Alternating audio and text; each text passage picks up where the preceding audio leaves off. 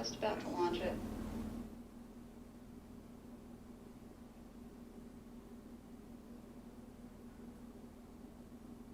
Facebook would just catch up.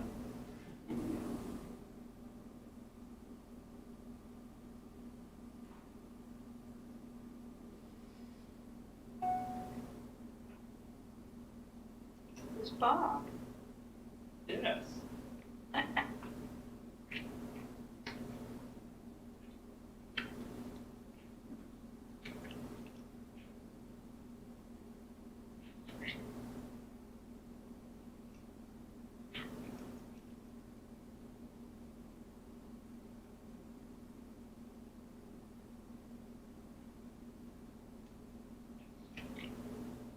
81 here today, by the way.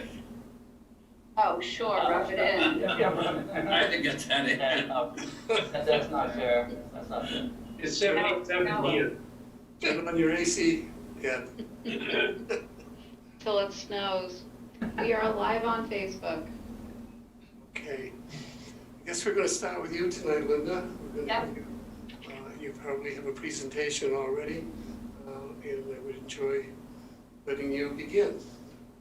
Okay, well, aside from a lot less elections this coming year than last year, or this past year, there's not a huge difference in the town clerk budget.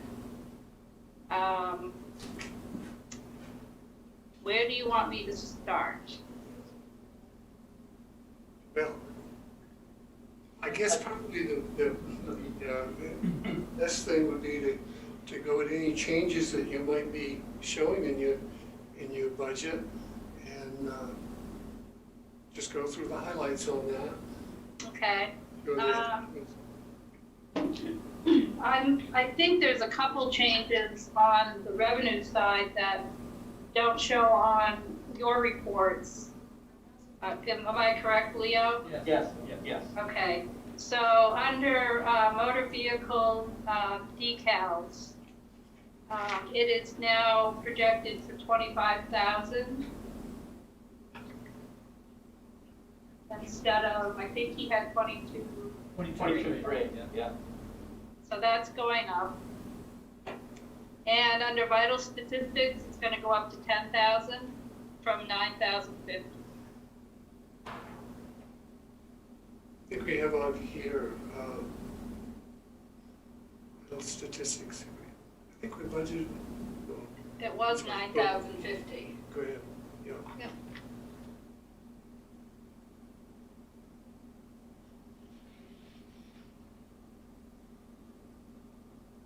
You'll see I have it up on the screen. I've just made the changes that Linda talked about, which brings total estimated revenues to $1,205,980.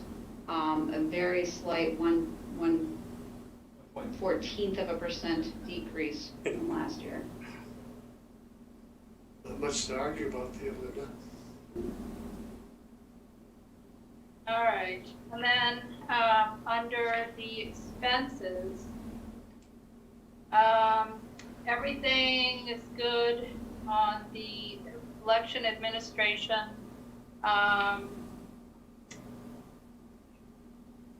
Basically, a lot of stuff came down from last year.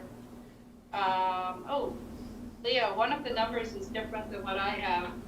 Are you talking about the postage number? No, the rental of the PCC under election administration. Right, we're gonna take that, that's the, it's in there, it's in budget twice, remember? Right, I thought it was staying under election administration.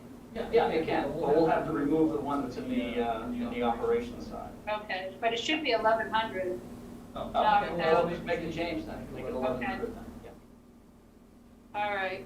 And actually, that all looks different than what I have. 100. Yeah, this is different than what I have here. Nicole, Yeah, back in Teams, hang on for 1 second. I just pulled this down from Teams. Did I grab the wrong one? Yes. Okay. So let me close out of this. The other one will have, the title of it, I believe, will say LG. Budget teams. Sorry, folks, hold on one second. That's okay. You had the original one and then Linda reviewed it. Oh, I see, copy and change 20 minutes ago. No, they definitely grabbed these earlier today. That's okay, that's all right. Get this open.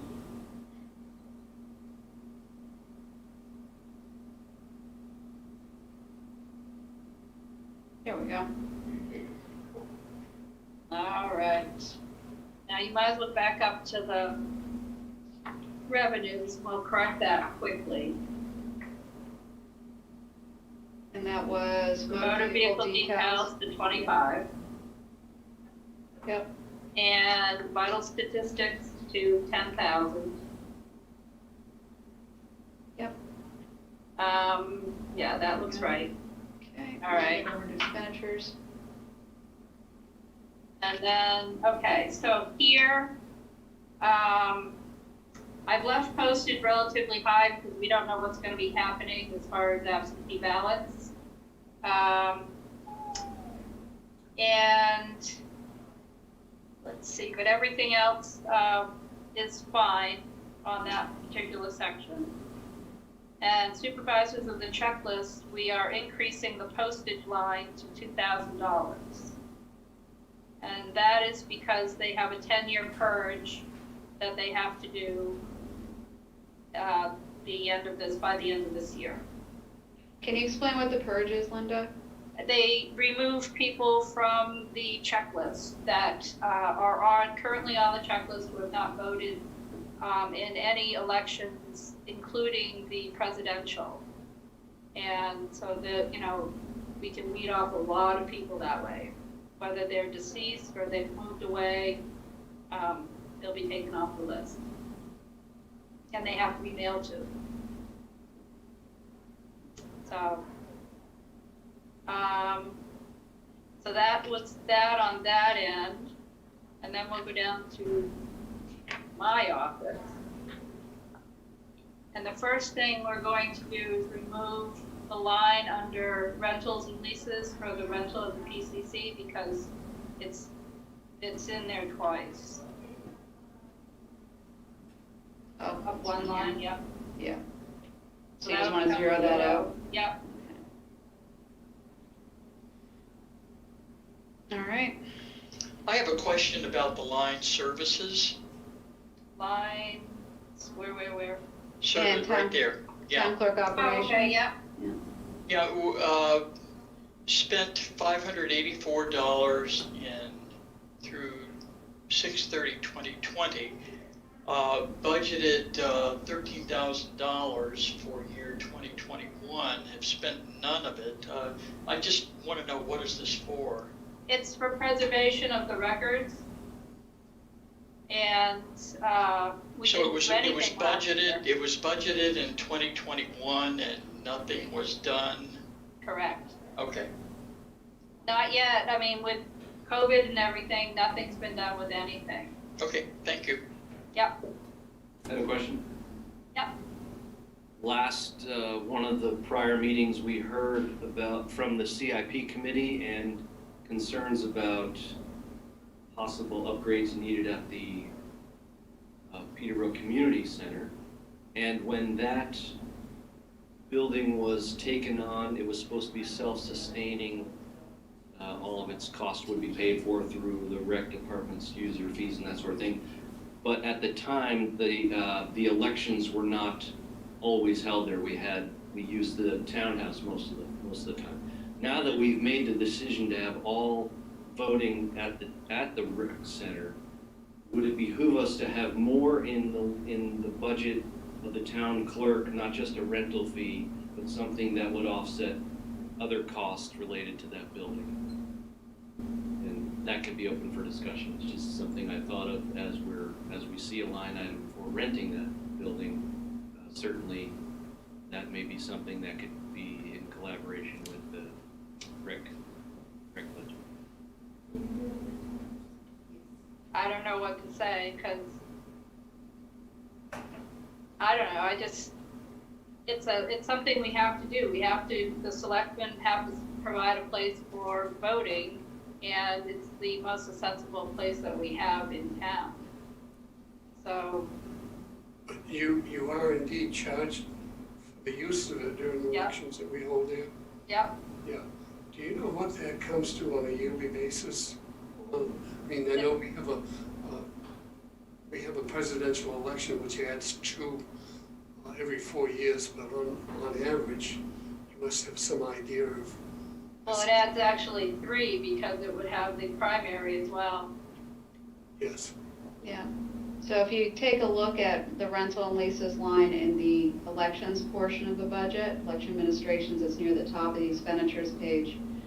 You'll see there's quite a bit of variation there from FY20, FY21, and FY22, where it goes from very little, more or less quadruples in 1 year, and then drops back down again, and that reflects the rental cost for the PCC based on the number of elections that are held there, or voting that's held there. So it looks to me like it's on an average year around 1,000, and then during the presidential, it was 2,500, Yeah, more or less, yeah. more or less. I think that's something that we probably should plan on, and I think, Ward, you're 100% right, that should be charged off to the election. I mean, we have other costs that go towards the election, of which that is not included. But I think if I'm reading this correctly, Linda, you have salaries, you have supplies, postage. A lot of this has to do with the election budget itself. Am I correct? Yeah, yep, So this should be figured on and included in it. well, it is. You wouldn't put 2,500 in for this year, but I see now we've just added a number of 1,100. Is that you, Nicole, just added that in? Yeah, Linda asked me to update that figure. Good. How is that number even determined, what the rental should be? Does this need a further study of how we're allocating cost in that building? And I think Tyler's point, there has to be a lot more money put into that building, whatever that system is for allocating cost of, or, you know, the town departments have to pay for renting it, should be, I think that's beyond the scope of what Linda could do. I think that's a financial study that probably should happen. It sounds like we're gonna have to put a lot of money in that Well, eventually. We currently pay for a full day of the elections plus the day before, because we set up a day early. And in the case of a presidential election, we set up even earlier than that. And then we have a half day to take it down the following day. And so we basically pay for 2.5 days. And you pay at the rate that somebody determines you pay per day or per hour, and I assume that's maybe the rec department, do they do that, or how does that work? I'm not 100% sure how it was actually come up with. I just know that Rodney had worked with Jeff, I believe. Well, we can certainly get into how those are set when we get to the recreation budget a bit later, since obviously these are revenues of the PCC that, you know, we can chat about a bit later today. Okay. We just have to remind each other to go back to that. Thank you, Nicole. Thank you. You're welcome. Okay. Nicole, I got a question for you. Sure. It's probably on your shoulders. When are people gonna be able to come in and wait in the lobby to get to the town clerk's office in this kind of weather, some kind of separation? I mean, these people are paying, you know, the salaries and stuff. In this kind of weather, I go by there a couple times a week because I go to work in West Peterborough. And people are standing out in all kinds of weather. There must be some way it can be fixed. You know, dividers just going to the town clerk's office or something. We've talked round and round about that, Bob, and I think, you know, as you know, this building was, you know, constructed way before anyone thought about separating out offices for any kind of COVID or anything like that. It's a bit of a challenging building. We're already having trouble with folks, you know, not taking their turn, sneaking around the dividers to get to other offices. That's already been a bit of an issue. One of the things that we had tried at the beginning of, you know, the pandemic was holding town clerk office hours, or, you know, by appointment rather, instead of having just an open door. My understanding from Linda is that that was really challenging, and she, you know, really wasn't able to make that work right. But, you know, we've got a whole building full of staff here, you know, many of them with their own health concerns who are really, you know, very, very, very concerned about being exposed to COVID, you know, especially. Well, I'm getting to, you go into the bank, they only got a little plexiglass, and there's a lot of people in banks, there's a lot of people in the stores, and I'm sure the townhouse people go shopping, Market Basket, Hannaford, or whatever. But yet, the townhouse is like a jail, you can't get near it, except for standing outside, and I don't think it's right to service our people.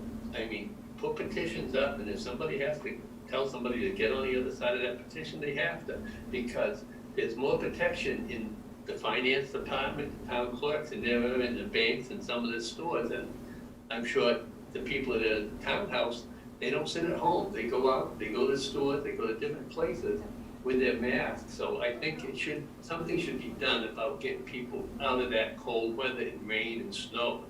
That's only my suggestion. Oh, I hear you, Bob, and it's a conversation that we were actually having just, I wouldn't even say 45 minutes ago. It's, you know, I mean, honestly, we are talking about it. It's just, it's challenging. We're trying to figure it out. You know, as you know, you've worked here for a lot of years, Bob, so you know that we've got a lot less staff in this building than we ever used to have. You know, so, you know, assigning someone to be the wear your mask gatekeepers, you know, not as easy as it might have been 10, 15 years ago. I'd like to add something. Can I add something? Go ahead, Tom. I think the Secretary of State's office made it extremely clear that flow and operations in that town clerk's office are the sole responsibility of the town clerk. So this is a situation that should be solved by the town clerk. I've received emails from people concerned that the people waiting outside in line to get into the town clerk aren't wearing masks, and that they feel it's an unsafe situation. So it sounds to me like that's something that is the town clerk's responsibility. So Right, Well, but you guys are tied my hand. Outside is the governor's order, you wear them outside, and there's a lot of people don't wear them outside, including at the basketball courts all summer long with the kids. And that's not the recreation fault unless they close it, this stuff down. The governor says you wear mask outside, and even Peterborough, I think, passed the ruling. Now, if they're not following the rules, it's the board of selectmen's rules that they gotta follow. And we've just gone around almost the entire conversation that we've had for just about a year now. It's really difficult, without hiring someone or, having a staff person stand and monitor people, making sure they're wearing masks, then, who does that responsibility?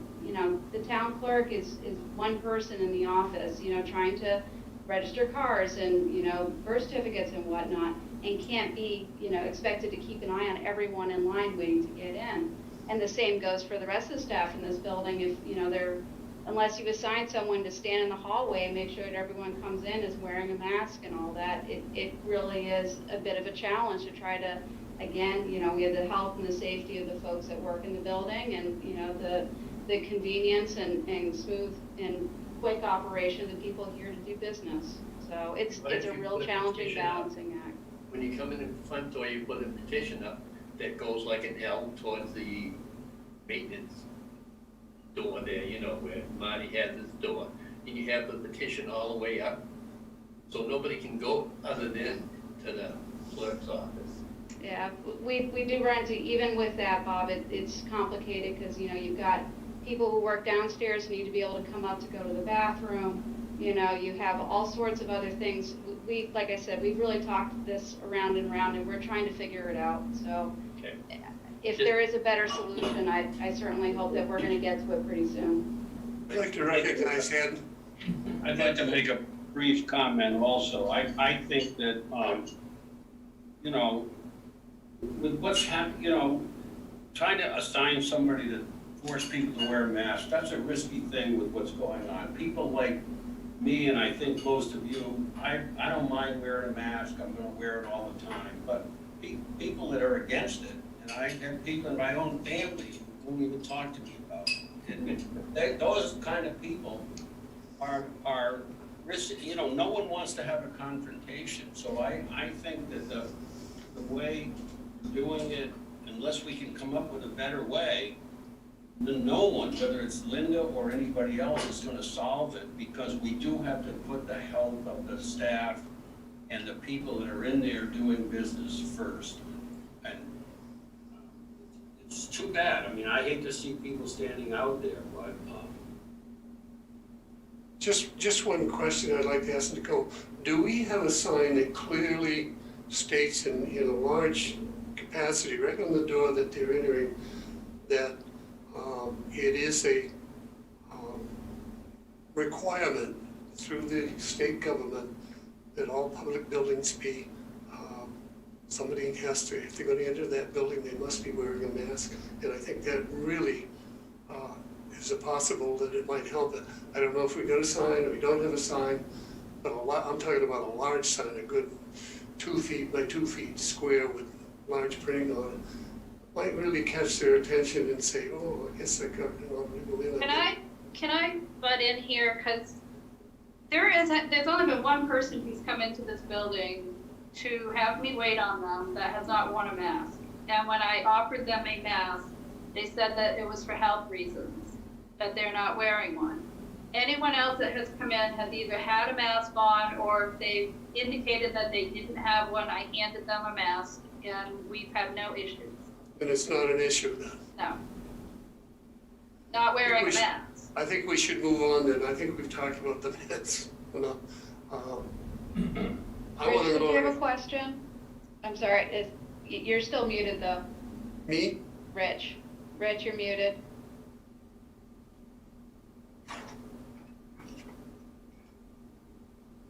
Hello, Rich?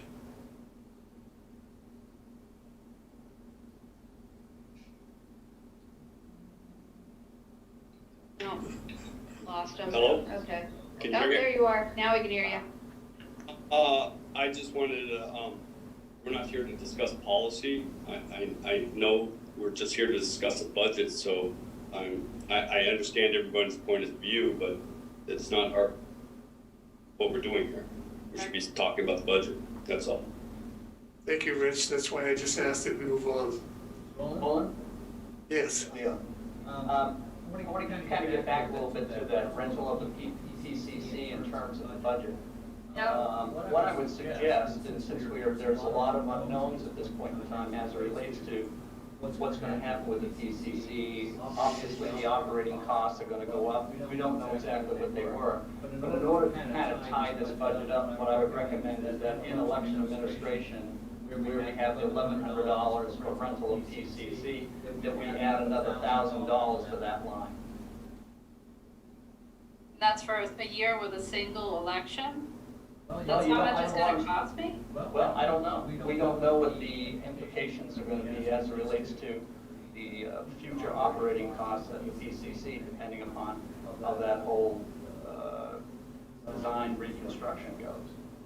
It's just throwing it out there so that we don't have to keep, we at least for the time being, have to keep coming back to it. I don't know anybody That's else. right, but maybe we'll come up with a better way that we're not charging interdepartmental for renting out space in our own town. And Yes. that's the issue we need to figure out instead of, I Well, mean, I think, Bill, it goes a little beyond that because we were mandated quite a few years ago that no tax dollars would go towards the maintenance or maintaining the building. So to deal with that, we have what we call Lisa, can you help me out? It's a special budget The revolving fund. Revolving fund, yes. And the revolving fund is replenished by all of the fees that they gather in to maintain that building. Basically, what we're talking about here is if you hold a meeting there, whether it be a wedding or a town meeting, somebody has to pay for the time that the building's being utilized. Therefore, that's why the rec department has always charged that fee, both the town of Peterborough elections and the school elections that are held there too. So if you take that money away, you don't raise and appropriate that money to be spent on what is actually needed. There are cleanup costs, there are salary costs for maintenance work that's done before, both before and after the meetings. It has to come out of the recreation revolving fund if you don't pay that revolving fund back. That's how it's worked for, I want to say, ever since that we've put that building in use as a community center. Right, well, I completely understand why it's happening right now, and I completely understand the intent of when it started. But that's no longer working, and I think everybody knows that the amount of money that it's gonna cost to get the PCC is not something that we can lay on any one department to try and come up with an answer for. I couldn't agree with you more. Going forward, we have to come up with a better plan, and we can start working on that when we get to release the budget. Hey, back to- It would have to come into the town vote on it, because the way it was voted in to begin with, there would have to be a vote somewhere. Okay, anybody else have questions on Linda's budget? Then I guess it's our turn to move on. Thank you. I'm heading out. Thanks, Linda. Drive safe. And we said that OCD was next, and who's covering OCD? Danica. I did have a little presentation. I don't know if we wanted to share that first. Let me get that. There you go. Anna, we're gonna go.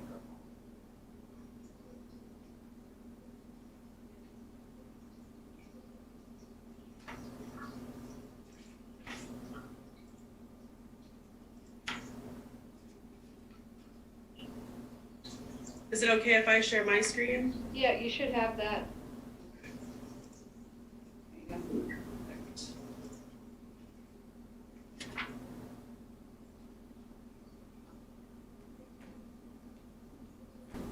I'm just gonna turn off my video because my internet's a little laggy here, so it'll just make it easier for me to see what's on the screen in front of me.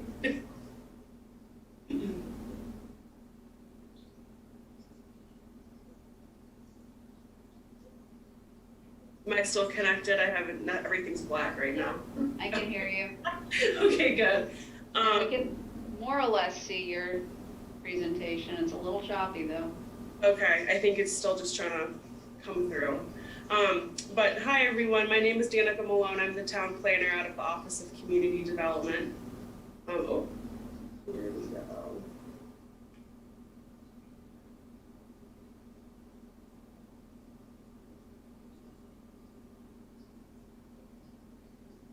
Geez, my internet's really struggling today, I guess.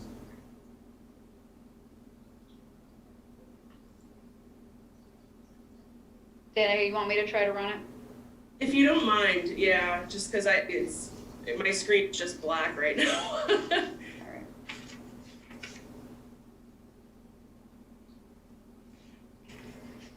All right, give me 1 second, folks, and get this up.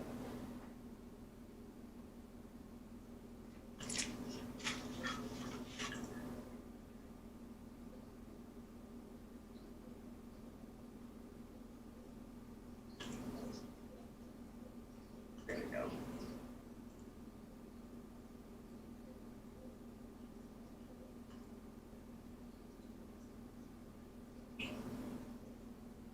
This is so much fun.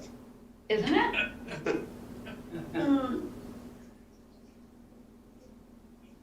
This is what we do every day now. struggle with technology. Yep. Can't wait till the summer. That's what the governor said this afternoon. It's gonna happen. Hey, can you folks see that? Not yet. Guessing not. Just see you, put Leo. See me. Oh, wow, it didn't show up. Oh, this is weird.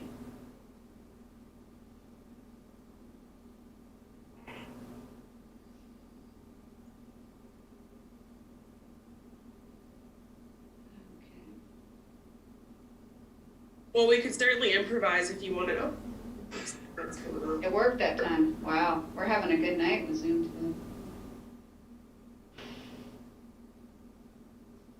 There we go. Hey. All right. We had that before. So you can go right ahead and go to the next slide now. Thank you. So I wanted to backtrack a little bit and just kind of go over what the mission is of the OCD department. In that the core of our work is to support the orderly and coordinated development of the town. And that work really follows the wishes of citizens. It follows what's been articulated already in the master plan, and it reflects the town policies and regulations. We work really closely with a lot of town committees, and we help them identify and carry out priorities and their statutory obligations. And we provide ongoing support to citizens, landowners, and developers. Next. So I wanted to go through also some core activities that go on, myself being the town planner. So I review all the subdivision and site plan applications as well as conditional use permits. I do the ordinance development and revision, master planning. I'm also the floodplain manager, and I do a lot of community visioning activities. Next. And then we have our code enforcement officer, Tim Herlihy, and his core activities are building plan review and building permit issuance.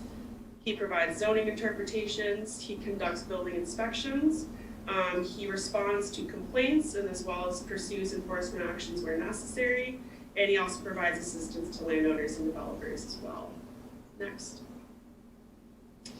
And then the glue that holds us together is Laura Norton, our administrative assistant. She also provides assistance to landowners and developers.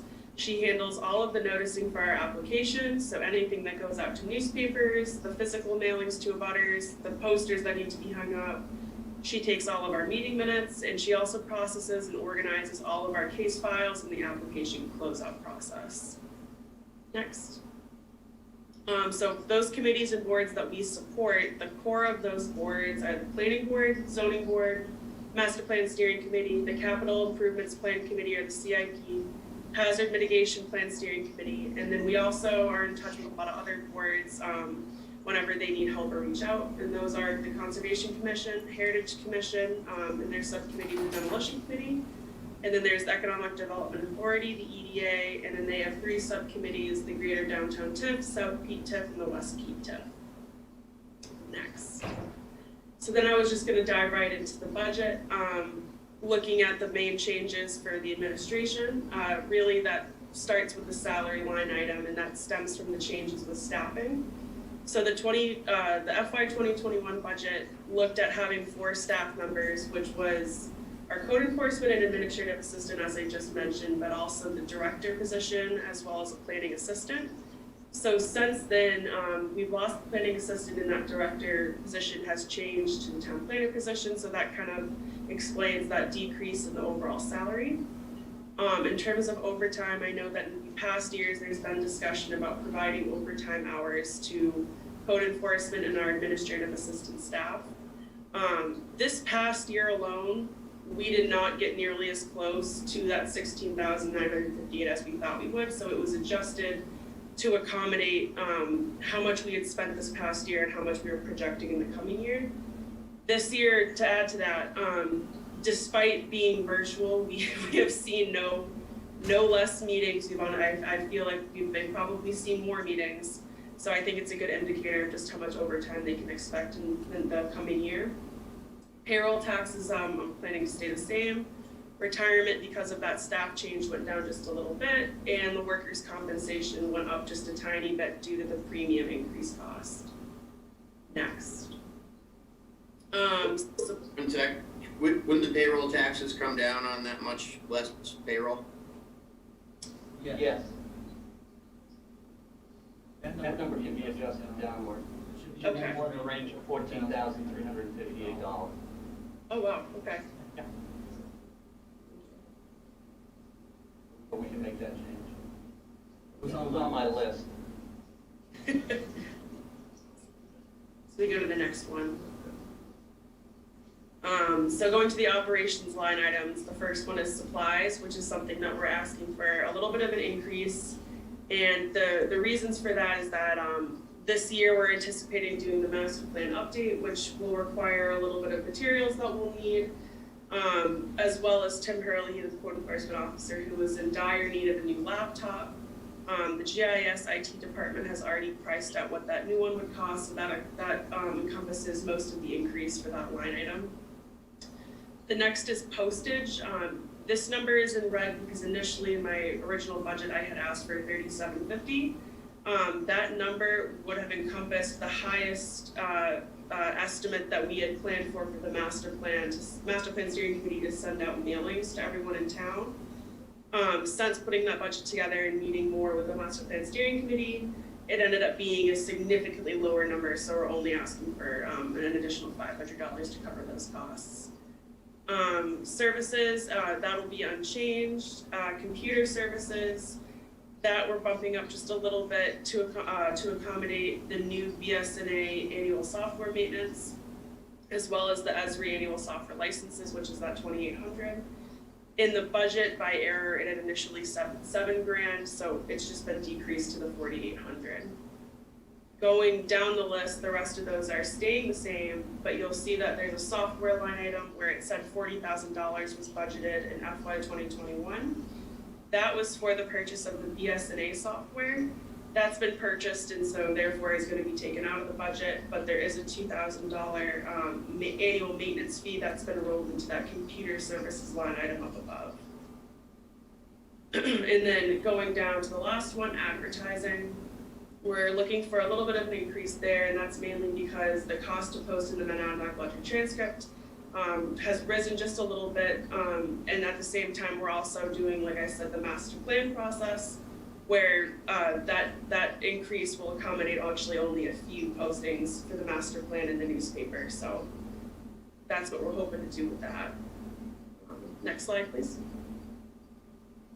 So then operations continued, printing, mileage, rentals and leases, and staff development, we're looking at not changing any of that. Next, please. And then the OCD vehicle. So for anyone who might not know, the OCD vehicle is essentially a retired police cruiser that comes out of rotation and it goes to the code enforcement officer, so that he has a marked vehicle when he goes out for inspections. We're looking at keeping all of those numbers the same going into FY 2022.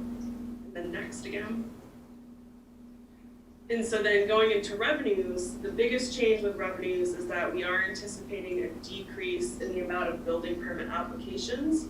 And that stems from, a review by myself and Tim Hurley, where we look at all of the major projects that we know are coming down the line. And then we know how many applications are going to be put in through us and processed throughout the year. And another indicator of that is also how many people come in through me for subdivision and site plan review. Gives us an indicator for how many people will next year go in to do the building process part of it. And so going into FY22, we can tell that it's going to decrease a little more beyond what we had this past year. So we're just trying to accommodate that a little bit. And then going down the line, we don't expect any other changes aside from that. And we'll be maintaining the $10,000 from each of the TIF districts going forward. We want to go to the next slide. So then just to kind of go over again the total changes from FY 2022 between FY 2021, the total budget is going down about $100,000, but the total revenue coming in is only going down a little bit as well. And that's really mainly due to the building permits anticipated decrease over time. And I think that's the last slide. It is. All right, I was gonna say, that's what I think it is. Very good. Ed, you have a question? I'm not hearing you, Ed. Okay, yeah, on that, before I was appointed to be on the select board, I was on all three of those TIF districts. And my memory tells me that one of them, and I think it was the downtown one, refused to vote for the $10,000.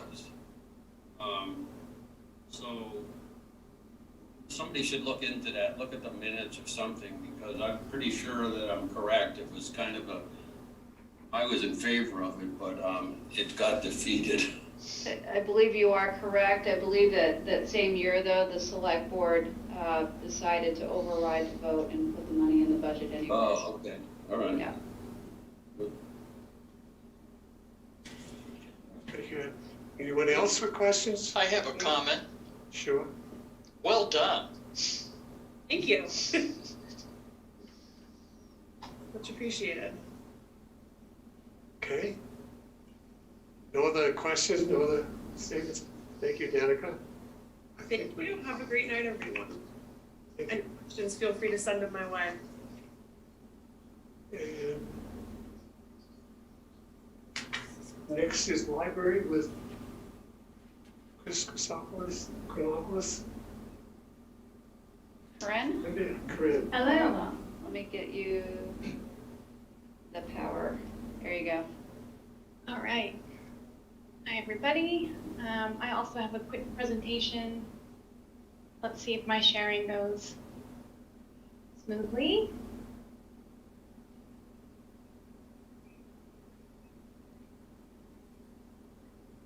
Can you see my PowerPoint? Yep, there we are. You can? Okay, good. Alrighty.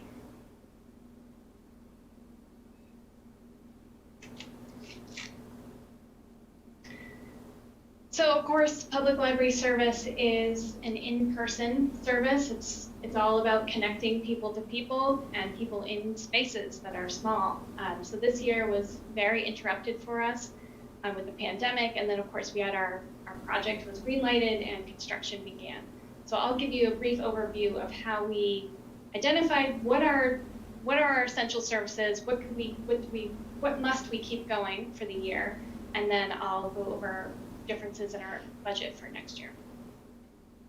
So we closed in March of 2020, and the staff immediately looked at, again, what are our essential services, how can we keep moving, how can we pivot and be innovative and still connect with people. Our youth team started immediately doing online story times. So you can see this little snapshot of how they connected with families. They still did their singing, their dancing, their stories, and then they also created a story walk that's in the trail across from the temporary library on, is that 202? So there's different stories throughout the year, and folks can just walk through there and experience something in person with their family. That's been very well. That starts near the Basket Factory. Right. On the sidewalk there, and then goes out towards Nunes Falls, correct? Right. Yeah, it's about a quarter mile.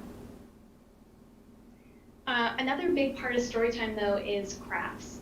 And that might seem like a simple thing, but crafts are really part of literacy. It's where children and families can talk about colors. It's a tactile things where they can pick up that pencil and learn how to use scissors. And our staff didn't want to lose that piece, so they started creating take-home craft kits. So folks could come to the library, grab their kit, go home, and then do the Zoom story time. We also partnered with Erin Sweeney. She's a local artist, and she had been distributing crafts at the end of her driveway over the summer. It was very well received, so she said, can I partner with the library? I could probably reach more people. And so we started distributing her kits. And she, in just 2020, I think we started in October, she did over 800 kits. So really popular. That's traditional literacy. There's also technical literacy, and that is a huge service for us. Folks, well, especially now, we're all doing this. When we first went virtual and everyone started Zooming, we pivoted our tech classes to Zoom-based classes. We did classes on what kind of hardware should you buy for Zoom meetings? How can you, what other types of products are there out there? All types of different technology softwares. And that picture in the middle is Tim, who I think is helping tonight. Tim works for the IT department, and he also works 10 hours for the library. And you can see the patron comment at the bottom. I just got off with Wednesday tech call with Tim. That guy's knowledgeable, hang on to him. I get those all the time. He just gets rave reviews. He does a great job with drop-in tech help. Other essential services are Wi-Fi. When we closed down our Concord Street facility this year, we had our Wi-Fi go up in our temporary facility within hours to make sure that that was always available. We also started offering free printing on demand. So that means folks could just email us a file. We print it, we put it out with their name, with their last name in an envelope. And this has been, not abused at all. It's not, people don't take advantage of the free prints. It's more of it's a pandemic-based service because people may have internet, they may have machines, but they probably don't have printers. I don't know if any of you still have a printer at home. I don't. So having a place that you can still print something was really crucial. I talked about computer access. The other big uptick we saw this year was medical reference. That's no surprise with COVID, but I also think it's because our stacks were closed that people couldn't browse and find their own information, so we saw more questions, and we're able to, for example, a parent who has a child with diabetes is looking for information, but also stories about resilience and how to, process that as a family. So we did a lot of that. We moved. The move this year happened in May. It was not pretty. It was very difficult. I'm not going to sugarcoat it. We had hired a professional library company that was out of New York, and then they could not come. So we worked with a local company. They did a great job, but it's hard. Moving 38,000 books, you really need experience moving library collections. So it was very hands-on for myself, and we got it done. So that's where we moved. We're over at the Monadnock Plaza, right next to Pearl Restaurant. And we set up the best space we could it's not the rental we envisioned, but it's actually worked out because of the pandemic. Our physical space is closed. We did open for the summer, but we closed again when things started to spike. So this space is where it's small. The staff are here. Many of our services are based out of this space, and then we have a warehouse that's kind of 5 units down where all the books are. We're doing curbside service like everyone else. I just thought I'd show you the stats. An average month of circulating physical items is over 4,000. So you can see curbside, it's about half of that, but I was still really impressed that we moved over 25,000 physical books or items to our community. No surprise, huge boost in online usage. It was up by more than 40%. We have folks who are very hungry for ebooks, audiobooks, streaming content. We have television shows and Acorn TV and things like that. Lots of new library cards, 236 new patrons this year, and 146 of those we did online.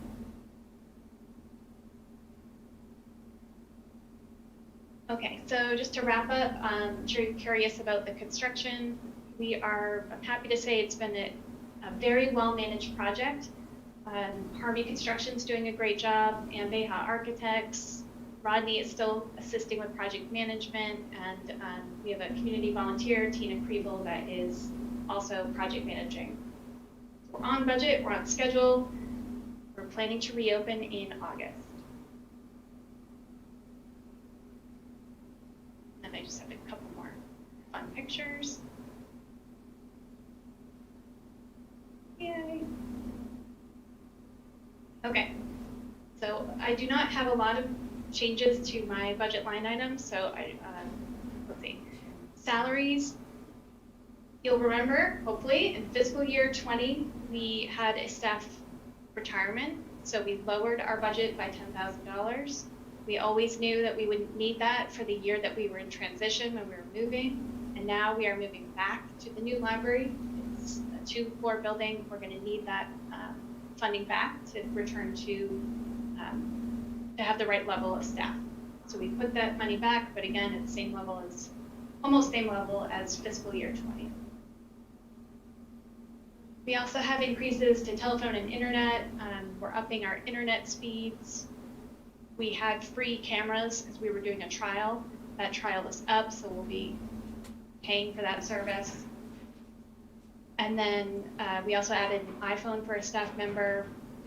You know, it's best practice. If a staff member's running all of your social media, they shouldn't be doing that off their personal cell phone. So set her up. I wanted to note that you'll notice there's been some changes to the line items for our materials, and that's because one of our line items, for example, used to be called reference. We don't really have a reference collection anymore. I usually use that for digital services, so I just retitled that line item and I moved some of the funding for print to digital so it could accurately reflect what we're actually spending in those categories. But it's no change to the bottom line.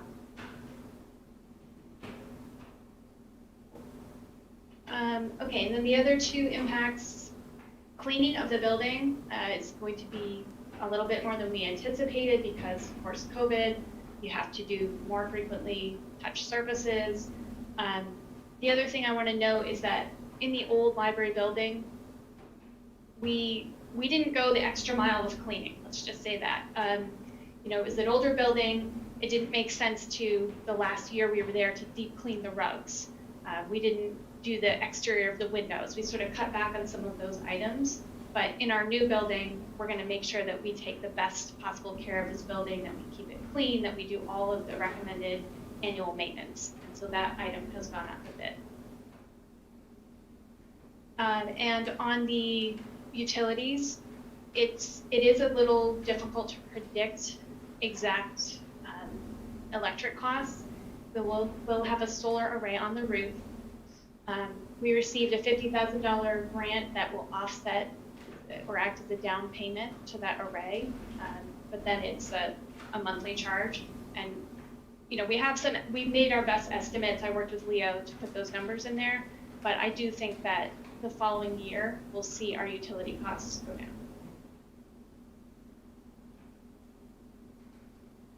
And then with revenues, again, we're opening a new facility. It's a little hard to anticipate exactly what we're going to bring in for meeting room revenue. Will we see an influx in non-resident cards?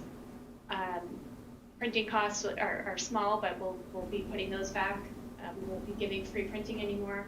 So we did our best to anticipate the revenue, but I think the following year, a full year in that building, we'll see the rentals, those meeting rooms start to, you know, with the pandemic hopefully going away, we'll see that revenue go up. That's my fancy presentation, and if you want to share the budget itself, I can answer questions while we look at that. Hey, Corinne, thank you very much. Do we have any questions? I don't hear anybody jumping right in on it. Corinne, thank you a lot. And it looks like we're going to have a really nice library. Congratulations to you and Thank the you. committees that have worked on it. I know my wife has been involved, but she's not here with me right now, so I'm not going to thank her, but at some point.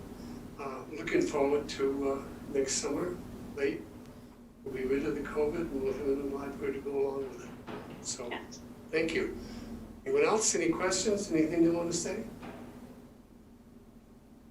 I guess we'll move on, and I think, Lisa, you're the next one up with recreation. Okay. Let me get my slide presentation.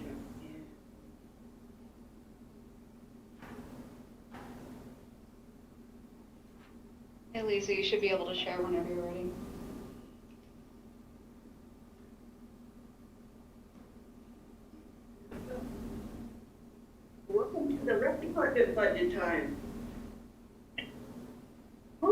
a wicked hoop as far as recreation is concerned.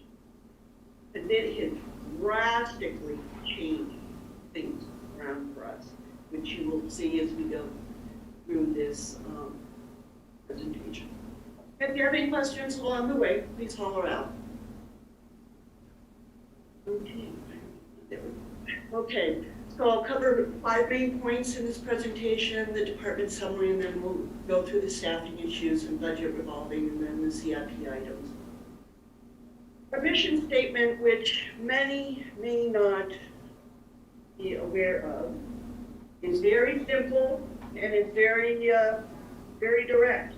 And we are committed to providing the best possible recreation experience for all children, teens, adults, and senior citizens in the town of Peterborough. And that's how we formulate our programs, and we move in the direction we move to accommodate the mission statement. Major department responsibilities. Many people think it's programming and mowing the baseball fields, and it is. It's a lot of programming, but it's also supervision of contractors that we bring in for programming. We have a lot of properties that we maintain and upkeep and rent, between Cunningham Pond, the pool, the community center, the PRD meeting room, et cetera, et cetera. Our normal, small year-round staff becomes a very large summertime staff. Well, that's always a nice transition. And when the middle of August rolls around and there's no more programs, like a night and day change, it's amazing. And we do a lot of collaborative planning of the facilities with other outside organizations. We work with the schools, we work with the well, we work with the Conservancy, so it goes on and on. And we're also in charge of caring for the Seton Cemetery and the trail. We've recently done a fair amount of work on the trail, which will be really nice this spring. So for staffing, we have I've got 3 slides of staffing for you all to see, and all 3 slides were affected by COVID. The year-round staff, not so much. We did have one administrative assistant who could not be indoors for fear of exposure, but she helped us out at Cunningham Pond through the summer, so that was a great trade-off. Aquatic seasonal summer staff. You can see, let's look at the numbers between 2019, we are down 14 staff members. We were down 10 lifeguards and 4 bathhouse staff. All of these positions come out of the general fund under the aquatics, which is a line item we will talk about later. But that was a big dip. So I'm a little nervous about next year getting the staff, but we saved a lot of money there by not having those expenses. Other seasonal employees, again, you see a big dip here. There's 11 staff member differential between the 2 years. Some of our playground program folks came in to help plan for a little bit in case we could have a season, but they certainly didn't work the full summer by any wild stretch because of COVID. And we were also down maintenance staff due to COVID and the reallocation of staffing. So COVID dealt us quite a blow. So we get on to the general fund budget itself with expenditures. You will see that the administrative budget is up 10.2%. Now, we've been trying to problem solve this, and I think the long and the short is we made a cost allocation error in salaries over the whole budget. So when you combine all of the salaries in the general fund, it comes to $336,720. The overall cost allocation for the year before FY21 was 323,051, so a difference of 13,669, and not the 18,000 and change that you see in the administrative one. So I believe it balances out, but I don't have a really solid explanation for you outside of that. But I believe everything is appropriated correctly for this budget. On to operations. Gloria's salary is in here, and her salary is estimated down to be more reflected. So that's part of the cost savings that was reflected over the whole budget.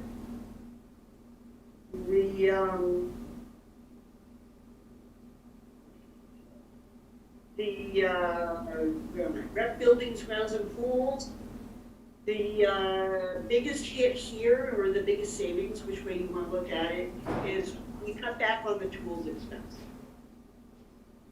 We can deal with what we have and make everything all pretty just to give us some savings. The vehicle equipment and maintenance is down 9,000 and change. That is due to the fact that the truck that we got this year from DPW went into this line item. So that's spent, or it will be over. I didn't put it all back into it, all 10,000 back into it, because it's an older truck and it will need maintenance. So I take some of that money out. Capital outlay. We're at 63,251 per your spreadsheet. Everything in gold from this page forward in the presentation. Seth got some estimates, and we're finding that the building assessment's gonna be more like $30,000. So when you see the gold, and it says the new adjusted number will be $43,251, that's what it will be, and that's why it will be what it is. Any questions on that? Yes, what is that for, the 30,000? What's it gonna buy? Seth, can you answer that? Sure, happy to. Thanks, Roland. So prior to, let's tell a little story. We'll go back in time. This predates my time working for the town.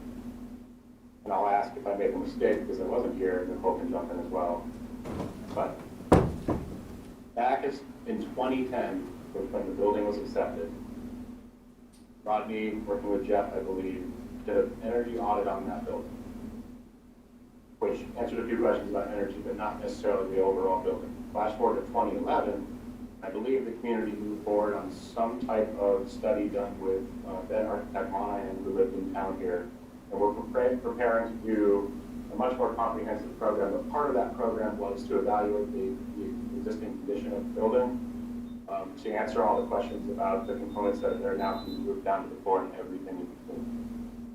I can't speak to why that didn't happen beyond that. I know, unfortunately, Mr. Monahan passed away. I can't speak to whether or not the committees decided that wasn't the time to move forward on it. What I do know is that the program didn't move forward. Sometime over the last few years, with the former director of the rec center, there have been some discussions about raising some money to fix various components of the building. Former Administrator Bartlett had paused and asked me over the last probably 12 to 24 months to, as we move forward on looking at the building and its future uses, to consider, especially after his retirement, doing a full building assessment on the building to understand the entire condition of the building. Because we presently don't have that. I know it was the intent at one point, and I know there's a little confusion that has been talked about a couple times, but the intent of that money is to do a top-to-bottom building assessment so that we can understand the present condition of all the components, so that includes roof, HVAC, electrical, flooring, every other component, with a qualified firm, provide us a report so that we have the understanding we need and the roadmap, regardless of whether it's going to be 10, 20 years down the road, or whatever the case may be, decides to renovate the building. At least we've got a roadmap at this point in hand, which provides us with the knowledge we need to move forward on repairs in the building. And that's essentially what this is. As Lisa indicated, We had originally through the CIP process put a placeholder in of $60,000, and that was an arbitrary number, knowing it was high, based on what was in the Isabel Miller fund. We put a placeholder. We committed to getting some cost evaluation done, some cost quote done. And we called numerous firms that are specialized in this type of work, building assessment and construction, and we have verbal quotes at this point. So the number that we found, and the higher of that number was $30,000. That is now the request, so that we could, pending approval through the budget process, put a request for qualifications, QBS, RFQ, whatever style makes sense for this, out to qualified firms, asking for proposals to do that assessment work, so that we would have the information we would need to make informed decisions about repairs and future expansions on that building. So that's 30,000 is an estimate for future repairs of the building itself. 30,000 is a number for the assessment work to tell us the present condition of the building, including repairs we should be considering going into the future. Very good. Thank you, Seth. What's Thank you, Lisa. the 43,251 is the total number? That's a 13,000 more than the 30,000. Because we have two CIP items in there. Yeah. There's There's another another, item as it relates to equipment, in Right, there. we'll get- that outlay number for 13,251. So we have 13,251 plus the 30 gets you to 43,251. Okay, thank you. I only can see so much because Yeah, people sure. go over it, so I don't know what the others are. Okay. And so that 30,000 would be coming out of the revolving fund? No, it would actually be coming out of the Albert Noon Trust Fund. It's one of the trusts that the trustees of the trust funds manages on behalf of the town. There's a fair amount of money that we've saved up for doing a building assessment like this. So it's something that Pam Brenner had talked about at one point, and we've held money in that fund as it's been accumulating through interest over the last number of years. Okay, thanks. Yep. Very good. On to aquatics. Aquatics is up your COLA and your raises. Now, I need to state clear now that all the salaries are fully, in the proposal, they're fully funded as if we're gonna have a normal year. If we don't have a normal year like last year, and we don't hire the people, and we don't spend the money. But if, like Roland says, we get a clean bill of health this summer to go, we're gonna need all the staff there. And that's why the budget is funded the way it is. Okay? And then Lisa, you're gonna, go ahead. Go ahead, Me? Lisa. Okay. So the proposed revenue is up 88,552, or 102.7%, but that's because it includes the $50,000 from the new fund. So really, what really matters is the second bullet down, that without the CIP item of the 30,000, the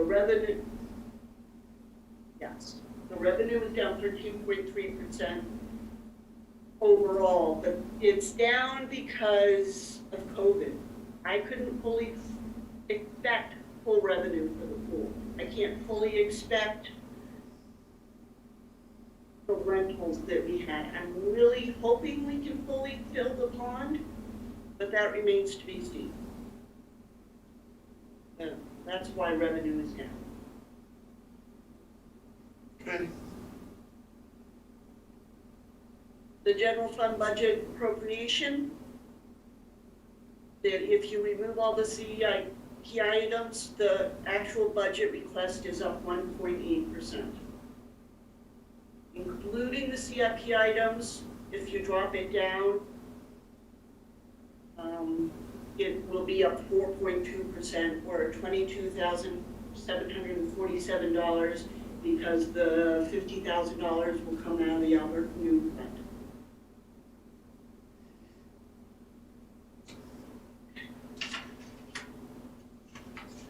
So, any questions about the general fund? Yeah, follow the pages I have, following those, I have no idea where you are, because none of these pages have those percentage up and down on these pages that we have in the book, so I don't know where you're coming up with these. Like, the overall budget is down 6.8 from what I can see, the revolving fund budget. And then the next Oh, we page, haven't got to the revolving fund yet, Bob. where are we on these pages? It would be We're nice to still know. on the general fund. Tab 16. 16? Yes. Yes. Okay, because recreation was 17, so that's where I'm getting confused, because you go by the index. Okay, thank you. I have a question. You said, Lisa, that,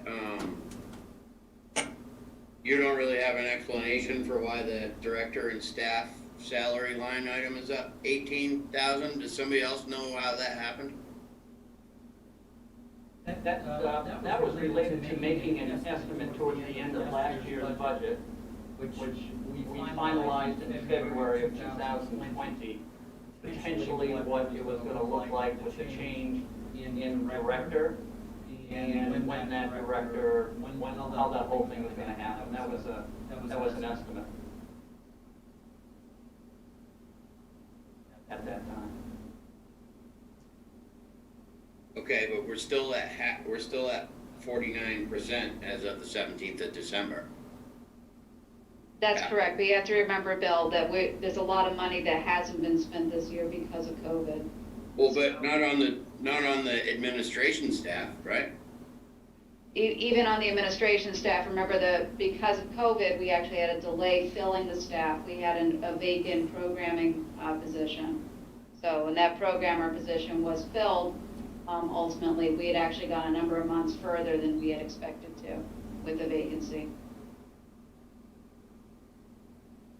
Okay.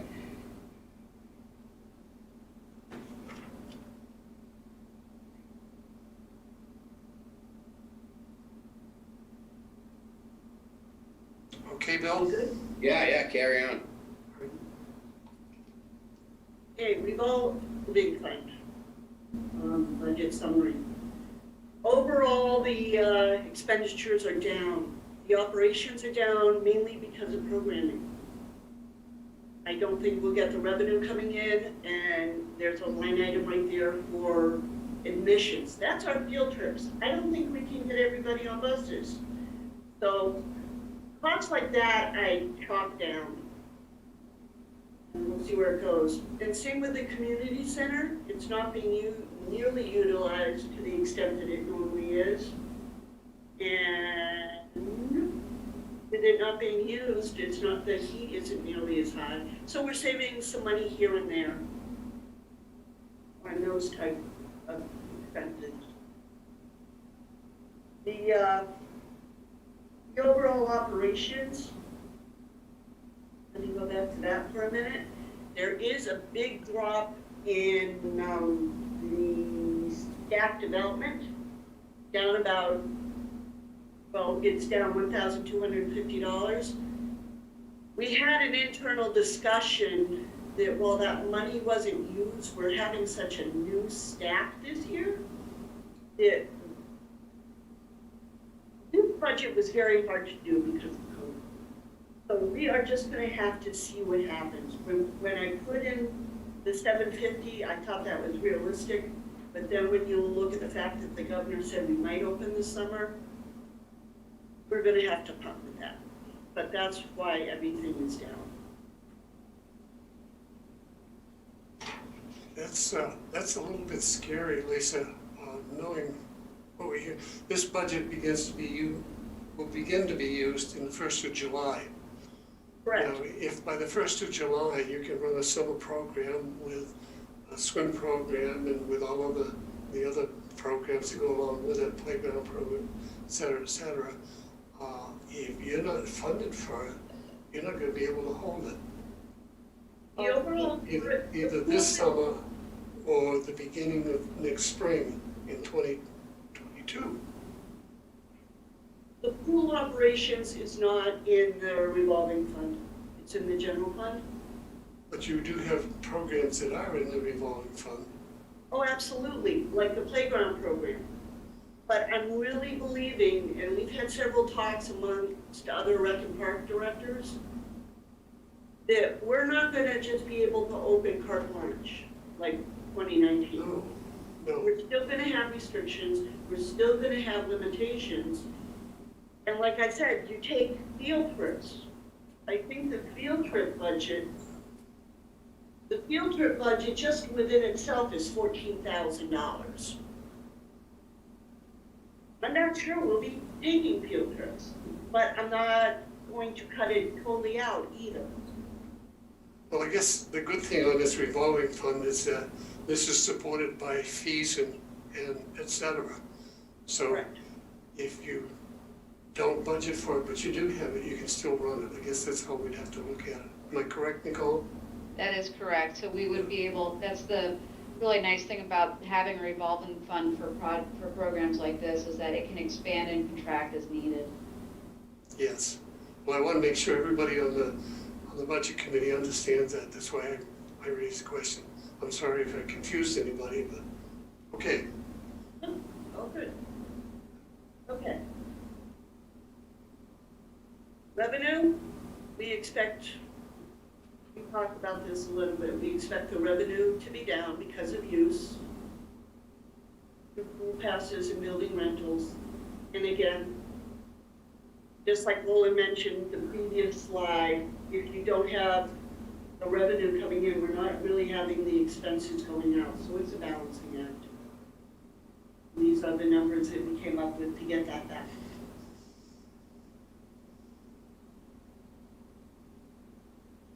So as the budget is presented, the expenses and the revenues balance out. And if we have an open summer, we'll bring in the revenue, which will cushion the expenses that will have to go up. And if we don't have a good summer, we don't have the expenses.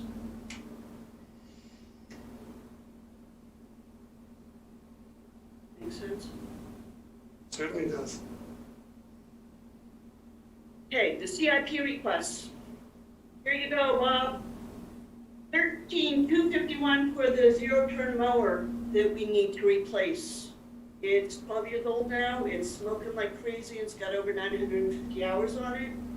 We received 2 estimates for this mower, and the 2 estimates were within $400 of each other. So that's a pretty legit number for 13,251. The 50 that's in your budget versus the 30,000 that is the reality in gold is for the building assessment, and that will be offset by the noon fund, so it won't impact the tax dollar. And that is it. So what kind of questions do you all have? Lisa, on the revenue, it's 1217. On that page, it says it's up 102.7. Is I reading this right? You have the same form I have, the revenue for the, It's FY 2022 recreation budget, and then it says revenue, estimate revenue with return check fees and all that. Is that what I'm supposed to be looking at? No, Bob, you're in the recreation, you want to be in the revolving fund in tab 17. This is where it gets confusing by these things that we're doing, not going by what's in the book. You have no idea what to follow. I'm going in 16, and then now she's saying revenue, and I'm on the revenue page, which is in 16. And on the bottom, it says 102.7. So how does it? There's 2 different revenues, there's 2 different recreation sections. There's 16, which is the general fund funded department budget. And then there's tab 17, which is just the rec revolving fund portion of the budget. That's why there's the 2 different tabs. They both have expenditure sheets and they both have revenue sheets. Okay, but the budget for the recreation, the revenue was up 102.7. So you're in tab 16? Okay. Yes, that's true, Bob, and the reason for that is that it had revenues in there for capital reserve for the CCC assessment of $50,000. So that's why the number, that's why the percent's high. We know that's gonna be reduced down to 30 at this point. Any other questions? Yeah, I'd like to bring up. You just muted, Carl. Am I speaking now? There you go. There you go. All right, sorry. I'd like to go back to that earlier question. It doesn't affect this year's budget directly. The question of what eventually gets done and who pays for it. But we have 30,000 that we're expecting to spend just on the assessment. So we have to expect that the actual expenditure to get the building up to speed is going to be in the 100,000 out range. And that's certainly the range that we were talking about in the CIP discussions. If we are going to pay for that with rents and other charges that come out of recreation, we're going to have to charge more.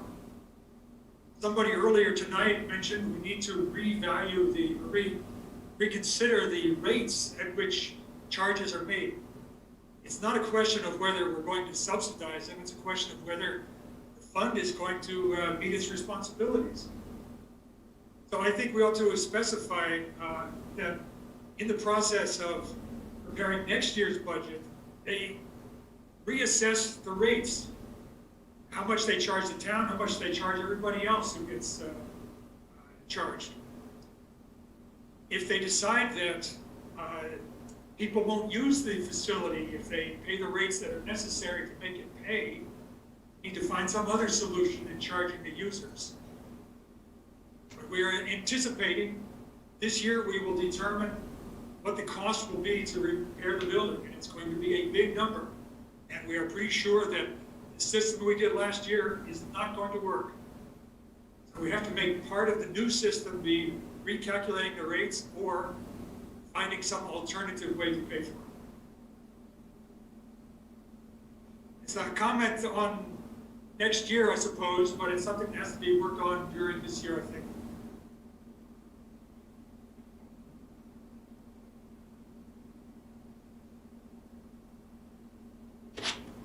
Yes, I'd like to make a statement. Yes. On what he has to said, I agree with him. Something has to be done, either to put it back to the vote, to the people, to vote it into taking care of it and bringing it into buildings and grounds where it should be. Or, you know, like the concern was when we first took this, was it was going to be a white elephant where we'd sink money into it and it would never return, not return, but it was just a bad investment of recreational funds, and that's why it went the way it was. That's my opinion.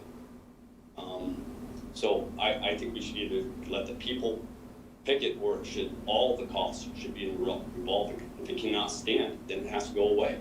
I mean, sell the building. I'm just saying, if you give it to the voters, that's the ultimate choice. Let them decide. Nicole, do you have something you want to say about that? What I can say is that this building has had a long history already. The town's taken over the building in 2008, as you know, from the National Guard, when they discontinued its use as the armory. We have had fits and starts at plans and fundraising. We used Isabel Miller funds to make improvements to ADA accessibility, the kitchen upgrades, and some bathroom work was done. We've installed the pellet boilers. We made some investment in the building in that respect. Most of that was either done through trust fund money, like the Isabella Miller funds, was done through some donation work, or was done through grants. And it's gotten us so far. We have barely touched the surface of doing an assessment on the building. I think it's important to understand what kind of condition the building is in before you make any big decisions, of course, about how much to spend on new floors, new roofs, you know, whatever else that the building might need. But at the same time, to say it's gonna cost us a lot of money, while that may well be the case, the town does get use out of it. It is the best voting location that we have at this time. It is getting used weekly by the senior program. It's getting used daily by the food pantry. Where it probably doesn't have as much utilization as we all envisioned that it might have when we first took the building in 2008, that doesn't mean that it couldn't have that, you know, with some improvements. And, you know, some talented staff getting in there and doing the right kind of programming for the community. So it's a complicated question. Got the question of whether or not it should be fully fee supported, which, as I was started just digging through my files on the community center and before that the armory, and just seeing what I had for information, went through a lot of old selectmen's minutes and whatnot. And there is definitely a desire to keep the costs of using any of the programs that are used in that facility, to keep that off the tax rolls, keep somehow user fee supported, but at the same time make sure that those user fees aren't so high that they prevent anyone from utilizing them. You know, you can only charge so much for a senior lunch, for instance, before that becomes too onerous for people to participate. When we moved the food pantry in there, the town took over a portion of the care and maintenance of the building, the utilities costs and that sort of thing, because we support the food pantry and its mission, of course, to support the community. So it's never been a very simple, straightforward, it has to be on all the tax rolls, or it has to be all on user fees. There's been a little bit of this and a little bit of that over the years, even from the very beginning. And is it a question of philosophy? Absolutely. And I think that's the question that, you know, the select board and the budget committee and ultimately the whole community will probably need to engage in as we get that building assessment back, get a chance to look at it and see what that building really needs. So, but we got to take it kind of one step at a time. Yeah, I couldn't agree more with what you've said. Having worked 13 years for the recreation department, I guess, so I knew that building very well. And I couldn't agree that more that an assessment is needed and should be done. I think it'll give us direction on where we should go with it.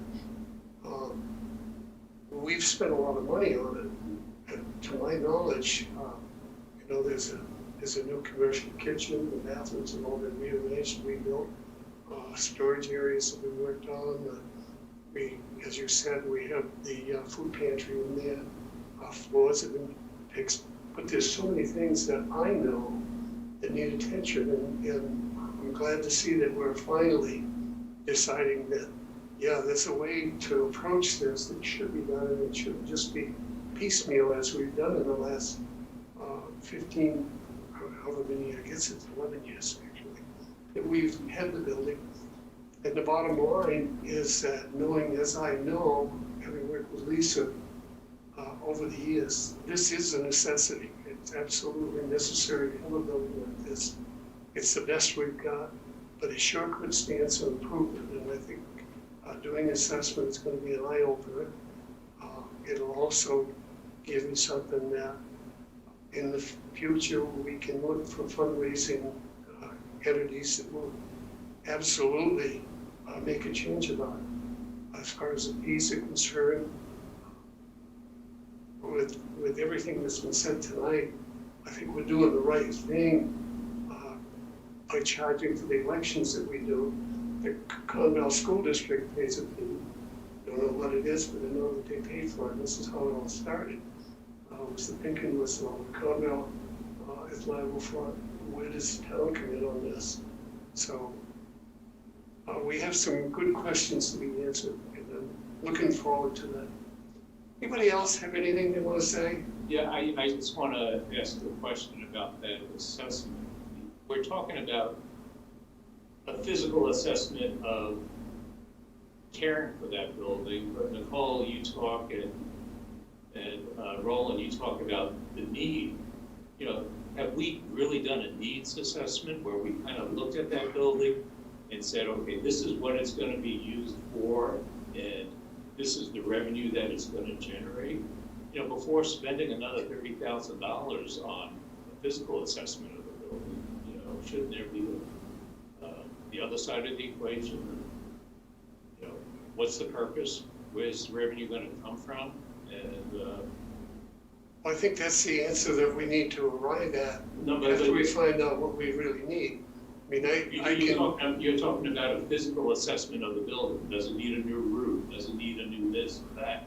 That's exactly what we're talking about. No, but I'm talking about the needs assessment that says, we need this building for these programs, and these programs are gonna generate X amount of money before we spend another $30,000 to figure out what needs to get fixed. I'm putting the cart before the horse here. Yeah, no, I don't think so, because we've used that building for the last few years with the recreation department. Right now, it's standing still and nothing is happening to it because of COVID. But before that, my knowledge was that that building's been busy all the time. It's been busy, but has it been paying for itself? I guess is my question. Right. Lisa, go ahead. Last couple of years, we broke even on the utilities and general expenses. We cannot pay for it to repair a big roof. We can't repair it. We don't have money to insulate the building and get everything wired right. But the past couple of years, we were, outside of this COVID year, we were able to cover our basic expenses. Okay, so we broke even with the programs that we had. Now we're talking about spending $30,000 to determine how much more we need to spend to fix it. Excuse me, I think Jim has a real good point here, but I don't think it's necessary to do the needs assessment prior. They can be done simultaneously, and you have to think about options. It might, I'm not sure. I'm not sure if there aren't some things that we have been doing that we can't afford to keep doing. For example, if it's going to cost a whole lot to fix the floor so you can play basketball, maybe we don't need to play basketball. But I think that the assessment that is coming forward, spending a lot of money on, needs to be paired with some options for different uses. And let's be careful too, Jim. Our problem isn't the 30,000; is what comes after the 30,000. Right, exactly. That's going to be a big number. So the fact that we can make even right now is really immaterial to what happens next year. And that's my concern. We're going to spend $30,000 to find out that we need to spend $500,000 for something that we're only breaking even on. So whether the use assessment comes first or comes at the same time, you know, I agree with you, Carl. I think it needs to be done, you know, jointly. Bill, you had a question? Yeah, I'm gonna see if I can break this down a little bit. I mean, the $30,000 is way better than, I think we were talking about $80,000 a year and a half ago. It was much higher. Yeah, so if I have a problem in my house, or several problems, you know, everybody does surprise me, then I say, okay, what are the systems that need to be evaluated? The electrical, the heat, the roof, the windows, I think is probably a fairly substantial question on if there's assets in that building. So why are we paying somebody $30,000 to tell us what those are, but we can just call an electrician and say, come evaluate this for me and give me a quote on what it's gonna cost to update it? Or I call somebody that does windows and says, give me a quote on these windows. Or an asbestos abatement company, or a roofing company. I mean, we don't really need to spend $30,000 to get a list of who the people we need to call to come and give us quotes on it. Why don't we just call the people that give us the quotes?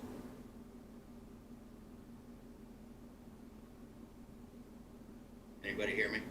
Yeah, I agree with Bill. I think it's far too easy to, I know sometimes we need outside services, but this might be a case where it makes some sense to do that. I think we're gonna come up with a big number, whatever it is, because I've sat in on enough meetings with Rodney and others to know that about the asbestos, the windows, the floor. And if we're gonna continue to use it for recreation, we gotta have a floor in there. I mean, they're playing pickleball in there, they're doing, I don't know, they're doing basketball. They rent it out for parties or something. I don't know if they use the dance floor, I don't know, but if we're gonna, I mean, and the thing is, realistically, we own the building now. That's where voting is. If we imagine what we, I mean, I think it would have been crazy to try to vote upstairs in the town hall this year, particularly with this COVID thing going on. It's a good thing we have that building. We may need a combination of some town money, and if it has to go back to town meeting, you know, we're good at justifying things, and we can put together a justification. But I also do think that user fees, I'm a fan of user fees. Everybody pays taxes, so, you know, we can minimize adding everything to the tax rate and charge users. And if we have to look at the fees, somebody said we should look at them and see if they should be higher. I think that was Carl, maybe. Whoever said it is right. I think it's a combination of these things. Yeah, but that's gonna be a hell of a lot of user fees to cover that bill that Paul says will come eventually. You know, if that bill is $500,000, what will that user fee need to look like? Nicole, you have? Yeah, I'm sorry. I did have my hand up. We actually had the motion detector go off in the middle of Bill's question, so I'm not sure that Seth caught all of it. But, you know, as far as the value of spending money to do a full systems assessment, I think, you know, there is a value to not just going out for quotes on just the roof or just the plumbing or just the electrical, because we're really looking at a full structural assessment of the entire facility. You know, everything, you know, from, you know, the pipes that are in the floors, you know, all the way up to the asbestos that we know is in the windows, you know, along the ceiling as well as the roof itself. It's in that way we're able to, when we do go out, you know, when we do go out to bid, we know exactly what we need. We're not relying, you know, necessarily on a vendor or someone to tell us what, you know, they think that we need. It's good to have that professional set of eyes to actually come in, a third party come in and take a look at it and tell us, you know, these are the things, and you know, they're not going to try to sell us anything. There's an engineer's going to tell us, say, this is the stuff that needs to get fixed. But we know the assessment's gonna be bad. Right? Well, we know we know that there's going to be a lot, and I don't think there's a question about that. We are looking at hundreds of thousands of dollars, I'm sure, you know, because we were handed a big box that was built during the Cold War, you know, that was intended to be an armory. And we're converting that into a community center. A lot of other towns have done this. We're certainly not the first ones. And there's a lot that needs to get done to really take it to, you know, from its original use, you know, to the use as a community facility. Some of that work has been done already, you know, by getting the kitchen in and getting a gym floor in there that got us through the last 10 years at almost no cost, you know, when you look at the grand scheme of things. So there is a lot there. But then the question comes after that, you know, if user fees, you know, can support the building now, and maybe we're going to have an increase in services, they may bring in some additional user fees, but is it going to pay for the full cost of the renovation? I don't think that's realistic, you know, but is it something that the community values enough? Is it a service that the municipality should be providing to the community? And that's really the philosophical question at the heart of this whole thing. You know, what is it that the community needs, and what would the community want to support? And I see Mandy's had her hand up for a while too, so. Yes, go ahead. Mandy, you're muted now.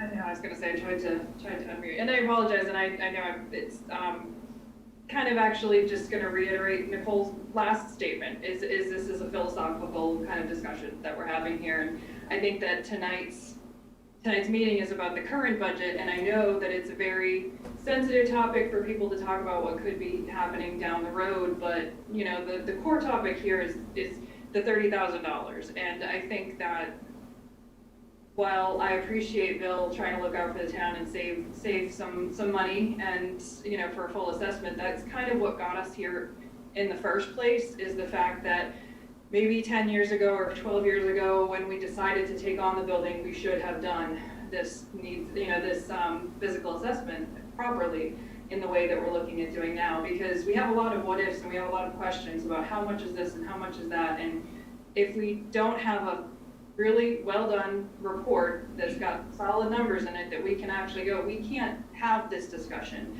because we're having a discussion based on a bunch of assumptions. So I think that, you know, I commend you guys for finding trust fund money to cover the cost of this assessment. So this is not coming out of the general fund, is my understanding. So it's not costing the taxpayers any money to get this assessment done. If the assessment determines it's too much work that needs to be done, we'll need that information to sell the building if that's where we go. You know, without this information, we really can't even continue this discussion. So I think that's really, you know, and again, just in the effort of, you know, what are we really here to talk about tonight? Just Well, it does fit within the budgets because of the money that we're looking at in the future. Seth, you have a? Yeah, just a quick apology if the alarm did go off and I did miss pretty much all of your questions, Bill, but Nicole did a great job. The only thing and Mandy, thank you. The only thing I would add to is this process is no different in theory than what we've done at the townhouse here. And we went through a building assessment on this building because it provides not only all the things that were already mentioned, but it also would enable the community, what wasn't mentioned before, the opportunity to go forward with a credible document that could allow us to apply for grant funding as well. In the absence of this document, we would not have the credibility from outside professional engineering firm that would give us the roadmap towards additional funding as well. Yeah. That was all I had to offer. And we'll say that Seth and I just sat in a very long and rather painful conference call this morning with a number of individuals from different grants, involved in different grants having to do with Coldstone Springs, telling us about, you know, their requirements for each of these grant programs, and every last one of them requires engineering and needs assessment that goes along with it. So it really is important. If we are going to be looking at anything like that, we would need this document. All right, but I'll just say one more thing. That part makes total sense. You know, being able to apply for grant money based on this document, that makes total sense. But I guess what I'm getting at is that if we have the select board and we have the budget committee and the rec director all here, maybe we can all just decide that we don't have to do everything just because that's the way it's always done in the past. We can think outside the box. We can try to save some money and, you know, not just pay people to tell us how much we got to pay other people. Right? Say something? Bob? I guess my response is, I've been involved with these kind of things before. No one in this group knows diddly squat about this building, literally, other than Roland, and he doesn't know all that much. We don't know what to do first, what to do second, what we can afford to do. We don't know anything. We need this study to see what needs to be done and what order it needs to be done in. That's my perspective. I think it's really important, but I think just fix the windows. That would be really stupid because you just get them in and say, oh, those are the wrong windows. Oh, some vendor says, well, you need this kind of window, and it ends up being the wrong window. We need someone that knows what they're doing to come in and tell us what needs to be done. That's my perspective. Of course, I'm an engineer, so I would have an engineer's perspective. So. Thanks for the support, Bob. Thanks for the view. Well, I guess that's pretty well I think Tyler's got a question. Tyler. Yeah, if I could, we just witnessed over the last several years an incredible group of people that pulled together and are bringing us a state-of-the-art library. And they managed to offset the costs. What was the ratio? 60-40 private to public, or was it 73? $3 million by the town. They raised so many private funds and are getting us a phenomenal building. I would really love to see the people that really utilize, that really love the rec department and sports and all the activities that we all want to enjoy all these luxuries that we have in this town. There are people that are willing to donate their time and money and go through these assessments, go through the needs assessment, not physical needs of the building, but as Jim was saying earlier, the use needs of the building. What do people want? What are people willing to put up their private dollars for to get us this building up and running so we can vote properly, and not have the roof leaking, whatever may happen. People are willing to share their money, as we saw with the library project, and they ran a top-notch operation with volunteers that just rallied and did it. So we have a recreation committee. We have we have their model to go by. Let's do that. Let's do that for this building. It seems like it's important enough that it was acquired by the town several years ago. People wanted it. It had seemed like there were great ideas then. That may have changed now, but new people are around, and that's all I have for that. Thank you, Tyler. Bob, did you want to speak again? No. Andy? But I guess if I read everything correctly, that's it. I think Nicole, good meeting. Enjoyed the participation. Thanks a lot. Next week? Next week, we will have the ambulance fund, and we'll do an overall budget analysis. Basically, we'll just summarize everything. Leo and Shannon will be getting your updated sheets out to you, so should have everything by the time we meet again on Tuesday. Nicole, did we do the EDA budget? We did that back in the beginning with administration, yep. Okay. Ready for a motion to adjourn if somebody is willing Make to make it. motion, we adjourn. Do I have a second? Second it. Then I think if you shut us off, Nicole, it'll end it. That's right.